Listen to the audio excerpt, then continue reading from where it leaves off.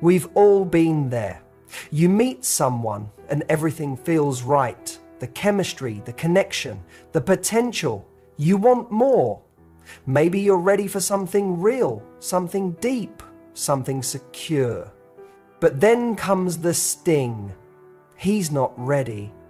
And suddenly you're left in a half relationship, stuck in the grey area between almost and never. And here's where the mistake happens. Instead of pulling back, we lean in. We start chasing. We try harder. We think if we can just love him better, prove we're worth it, be more patient, then maybe, just maybe, he'll choose us the way we're choosing him. But here's the truth no one tells you. Chasing a man who's not ready doesn't get you closer to what you want. It gets you further from yourself. If you want more from a man who's not ready, don't chase. Do this instead. First, accept this one uncomfortable truth. Desire is not the same as readiness. He may want you. He may even care about you. But wanting someone is not the same as being ready to love them right. And if you're ignoring the red flags because you're clinging to the connection, you're investing in a future that only exists in your head. Stop trying to manage his confusion with your clarity. Just because you know what you want doesn't mean you can drag someone there with you. Here's what you do instead. You stop giving him the benefits of a relationship without the responsibility of one. That means you don't keep showing up with all your energy, your time, your heart, hoping that one day he'll give you more than crumbs. You pull back. You create space. You let him experience what life is like without your constant emotional labor. Not to manipulate, not to punish, but to protect yourself. Because when someone says, I'm not ready, what they're really saying is, I can't give you what you deserve. And your job isn't to change their mind. It's to believe them the first time. Let go of the story that if you wait long enough, he'll catch up. That's a story we tell ourselves because it's less painful than walking away.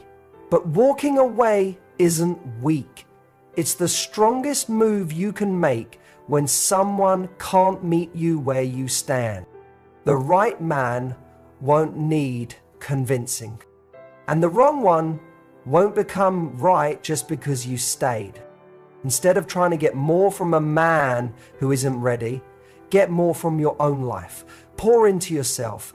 Reconnect with your value. Set a new standard. When you shift your energy away from trying to earn love and instead embody what it means to be loved, everything changes. You'll find peace in the clarity. You'll find power in the silence. And here's the thing. When you stop chasing, you give him a chance to step up or step aside. And either outcome is a win. Because clarity is always better than confusion. Closure is always better than dragging something that never really began. The moment you stop begging for more is the moment you become more. More powerful, more grounded, more attractive to someone who's actually capable of loving you. So don't chase. Don't convince. Don't prove. Stand still in your worth. Because the man who's ready won't run from that. He'll rise to meet it. When you find yourself wanting more from someone who isn't ready, it can feel like emotional whiplash. One moment you're sharing a beautiful connection, the next you're hit with hesitancy, distance, or mixed signals. It's confusing, it's frustrating, and it can leave you questioning yourself. Am I asking for too much? Am I moving too fast? Should I just wait a little longer? But here's something important to understand. The issue is not that you want too much. The issue is that you're asking someone who isn't ready to give it. Desire and readiness are not the same thing. Just because someone likes you, enjoys spending time with you, or even says they care about you does not mean they are emotionally equipped to give you the love and commitment you deserve. And often we conflate these two things. We assume that desire will eventually lead to readiness, that if the connection is strong enough, the commitment will follow. But that's not always how it works. Emotional readiness is about where someone is in their life, mentally, emotionally, practically. And it doesn't matter how deeply they care if they haven't reached a place in their life where they're able and willing to show up consistently and build something real. You may be holding on to this person because of how good things feel when they're good. Maybe it's the way he looks at you. Maybe it's how safe or alive or wanted he makes you feel when he's present. Maybe it's the late night conversations or the little gestures that whisper the possibility of something more. But then he pulls away. He hesitates. He gives you just enough to keep you hoping, but never enough to fully build something secure. So you double down, you stay longer, you excuse the inconsistency because you think if he really didn't care, he wouldn't still be here. If I hang in there just a bit more, maybe he'll come around. This is where the trap lies, in believing that your love or your patience can transform someone else's readiness. That if you're just kind enough, supportive enough, low mental enough, then eventually he'll become the man you need him to be. But relationships don't work that way. Readiness isn't something you can give to someone. It's something they have to come into on their own. When a man isn't ready, it's not because you're lacking anything. It's not because you didn't do enough or because you asked for too much. It's simply because he's not in a place to give you the kind of relationship you want. And no amount of staying, waiting, or trying harder is going to change that. To separate your worth from his readiness, his inability to commit, to be clear, to show up fully, that's not a reflection of your value. That's a reflection of where he is. You're allowed to want more. You're allowed to need emotional consistency, depth, effort, and intention. You're allowed to walk away from someone who cannot meet you there, even if you care deeply for them. Sometimes the kindest, most loving thing you can do, both for yourself and for the other person, is to stop asking for more from someone who has already shown you their limit. Not to punish them, not to make a point, but to honor yourself, because continuing to ask, continuing to push, continuing to hope, it costs you your peace. It pulls you out of alignment with your own needs, and slowly it chips away at your sense of self-worth. You don't need to become smaller just to fit into someone else's comfort zone. You don't need to silence your needs just because someone else isn't ready to meet them. Love isn't about earning someone's commitment by proving how patient, understanding, or easygoing you can be. Love is about mutual effort, mutual timing, mutual desire. If you're ready and they're not, that's not your fault. It's just not a match. We sometimes romanticize the idea of potential, what someone could be, if only they got their life together, if only they healed, if only they saw what was right in front of them. But relationships don't exist in potential, they exist in reality. And in reality, you need someone who is emotionally available now, not eventually. Someone who's not afraid to commit, who doesn't see your standards as pressure, but as a clear sign that you know what you want. Letting go of someone you care about because they're not ready is one of the hardest things to do. It's tempting to wait, to hold on just a little longer, to keep the hope alive that they'll change. But hope can become a prison when it keeps you stuck in something one-sided. And if you're the only one carrying the emotional weight of the relationship, that's not love. That's imbalance. You deserve someone who meets your emotional investment. Someone who doesn't just say they care, but shows it in the way they show up, in the way they prioritize you, in the way they don't leave you second-guessing your place in their life. So if you find yourself wanting more from someone who isn't ready, don't internalize that as your failure. Don't chase them. Don't shrink yourself to fit into their indecision. Stand firm in what you know you need. Not because you're trying to pressure anyone, but because you've done the work to recognize your value. And that value doesn't need to be proven to someone who isn't even in a place to see it. Sometimes the bravest thing you can do is walk away from someone who isn't bad, but simply isn't ready. And in doing so, you leave room for the person who is. When someone isn't ready to give you what you need, the instinct is often to try harder. You tell yourself that maybe if you just communicate better, become more understanding, give them more space or more love, they'll finally realize what they have in you. So you lean in, you send the extra message, you wait by your phone, you overthink your words, you chase, not in an obvious way, but emotionally, energetically, hoping that your persistence will turn the tide.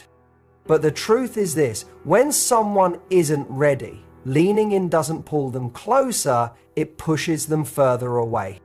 It sounds counterintuitive because we've been conditioned to believe that effort equals results. That if you want something, you fight for it. You don't give up. You stay consistent, loyal, present. And yes, in the right relationship, effort is beautiful. Effort is necessary. But when you're investing energy in someone who isn't emotionally available, your effort doesn't build intimacy. It creates imbalance. When you chase someone who isn't ready, you begin to perform. You start to show up in ways that aren't natural, not because you're manipulative, but because you're trying to earn love. You ignore the discomfort of your unmet needs. You silence the part of you that wants clarity, commitment, stability, because you don't want to scare them off. You over-manifest, hoping they'll meet you in the middle, but they rarely do. Not because they don't like you, but because they feel no need to change. You're doing all the work for both of you. You become the emotional engine while they coast. And the more you chase, the more they retreat. Maybe subtly, maybe dramatically. You start to feel like you're asking for too much, when all you're really doing is asking for the bare minimum. A message back, a plan for the future, a moment of clarity. And every time you don't get it, you push harder, not realizing that what you're really doing is negotiating your own worth. Pulling back is not about playing games. It's not about trying to get a reaction or provoke guilt.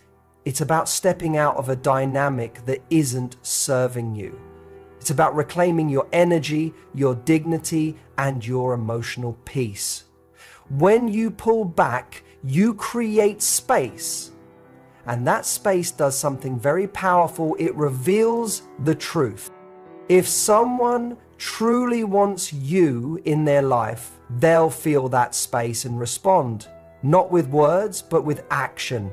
They'll show up differently because they'll realize that your presence is not something they can just expect. It's something they have to earn. But if they don't respond, if they let the silence grow, if they move on without hesitation, that's your clarity, as painful as it may be. Because the person who can let you go without a second thought is not the person who was ever going to hold you the way you deserve. And it's better to know that now than to spend months or years chasing a version of love that only lives in your imagination. Chasing keeps you stuck in a cycle. It feeds anxiety, not connection. You analyze their every move. You craft messages instead of expressing yourself. You live in a state of emotional scarcity where the tiniest gesture feels like a reward. You call it love, but really it's survival. And real love doesn't feel like that. Real love feels safe, clear, mutual. You don't have to beg for it. You don't have to shrink for it. You don't have to earn it by giving more than you're getting. Pulling back is hard, especially when your heart is involved, especially when you've convinced yourself that just a little more effort might tip the scale. But what if the scale isn't broken? What if it's just balanced in a way that reflects the truth of where this person really stands? You can't build a relationship on potential. You can't grow something meaningful when only one person is planting seeds. You need someone who's showing up, not someone you're constantly trying to pull into the light. When you stop chasing, you allow the energy to reset. You show yourself what it means to prioritize your own emotional health. You stop living in reaction to someone else's inconsistency and you start choosing how you want to feel. That's powerful.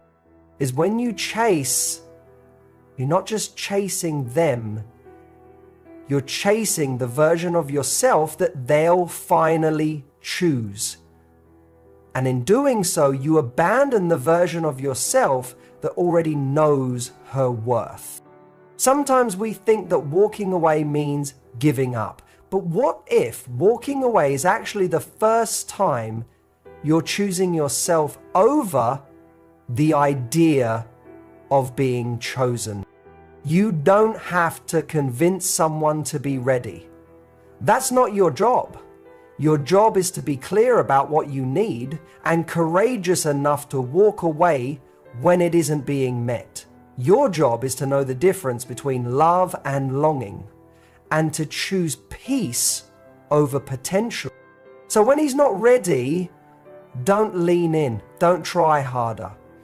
Don't lower your standards in the hope that he'll finally rise to meet them. Pull back, not out of punishment, but out of self-respect, because the right person won't let you pull back too far. They won't watch you walk away without reaching for your hand.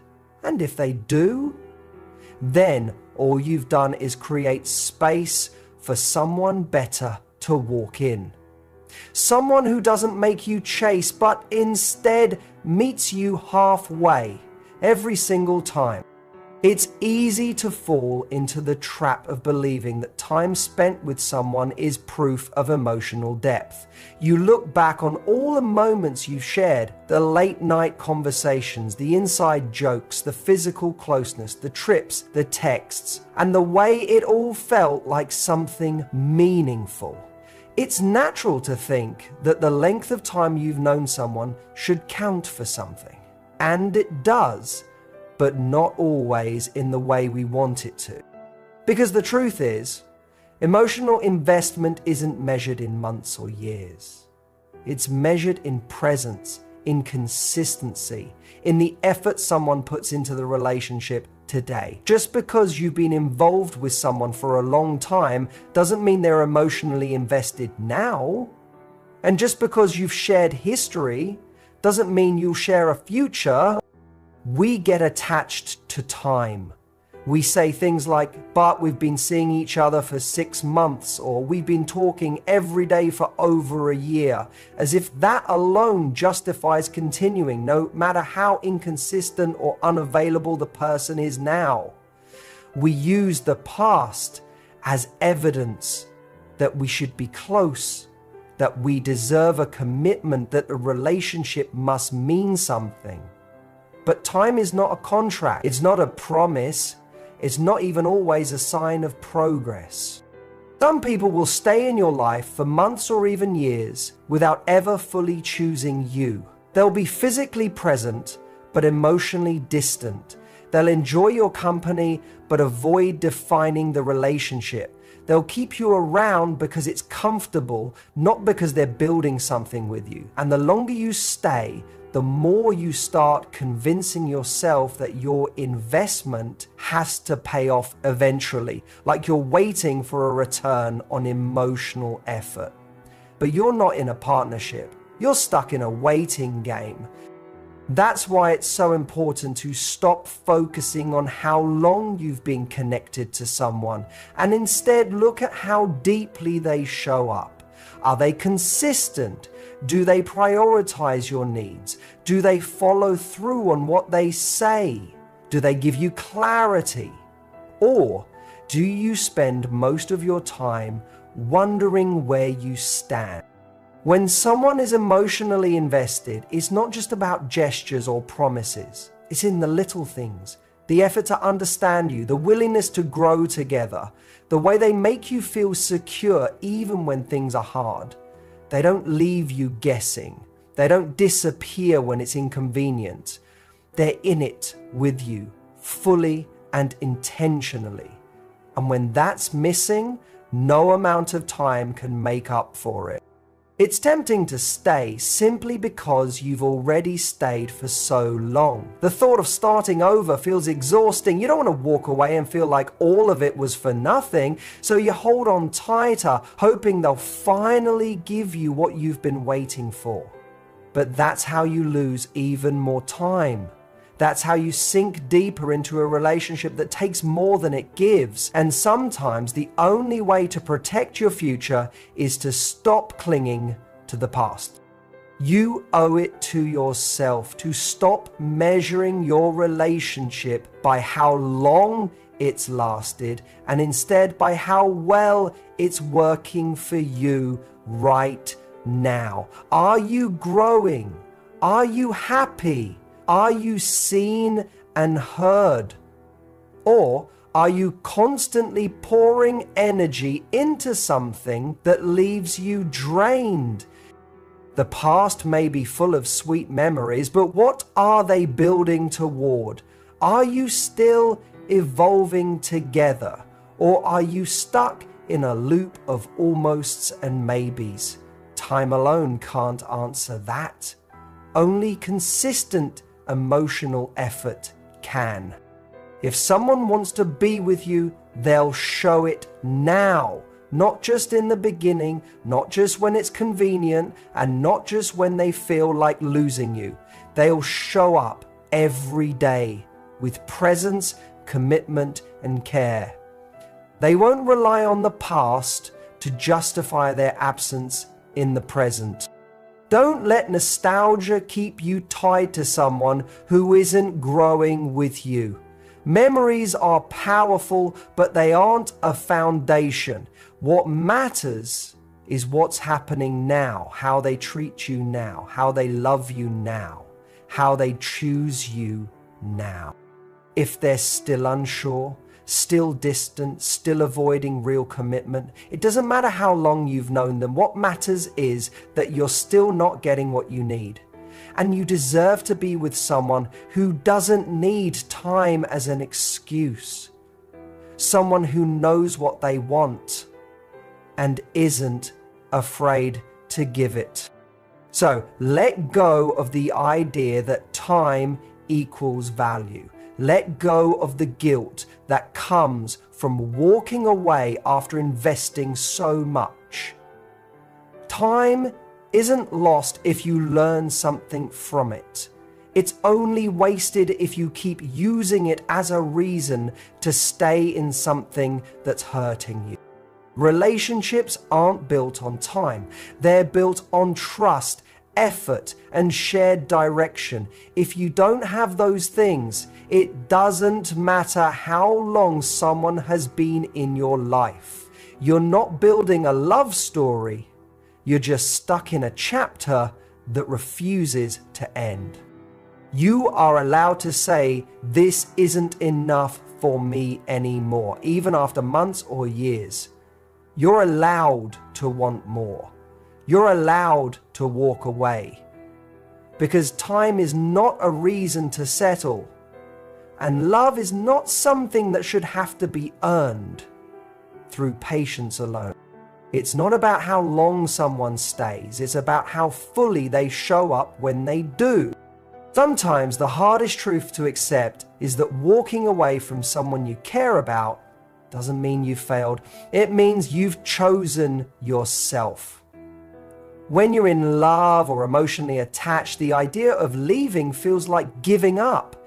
It feels like you're throwing away something that could be beautiful if only the timing were right, if only they were ready, if only they would change.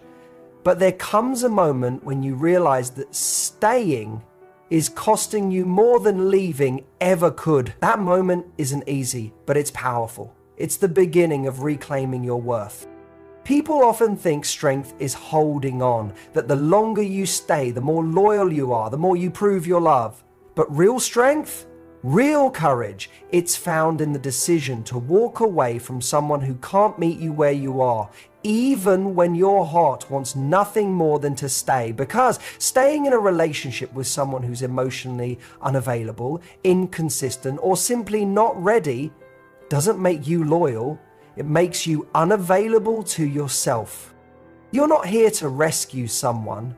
You're not here to wait for them to finally be ready while your own needs are pushed to the side. Love isn't a project. It's not a mission. It's a connection between two people who are both choosing to show up. And if you're the only one choosing, the only one trying, the only one hoping for more, then it's not a relationship. It's a one-sided emotional tug of war. And eventually, it'll wear you down. Letting go is an act of self-respect. It's not an easy choice. In fact, it's one of the most painful decisions you'll ever have to make. But it's also the clearest signal you can send to the universe that you are no longer willing to accept less than you deserve. It's you saying, I'm not going to beg for love. I'm not going to wait to be chosen. I choose myself now. When you walk away, something shifts. The silence that follows may feel unbearable at first. You might replay every memory, question every decision, wonder if you gave up too soon. But over time, the fog starts to clear, and you realize that the peace you were craving wasn't going to be found in convincing them to stay. It was waiting for you in the moment you stopped trying. Choosing yourself doesn't mean you didn't care. It doesn't mean you didn't try. It means you finally accepted the truth that loving someone doesn't guarantee they'll love you the way you need to be loved. It means you recognize that someone else's indecision is not your burden to carry. You can hold love in your heart and still walk away with your head held high. When you let go of someone who's not ready, you open up space in your life for healing.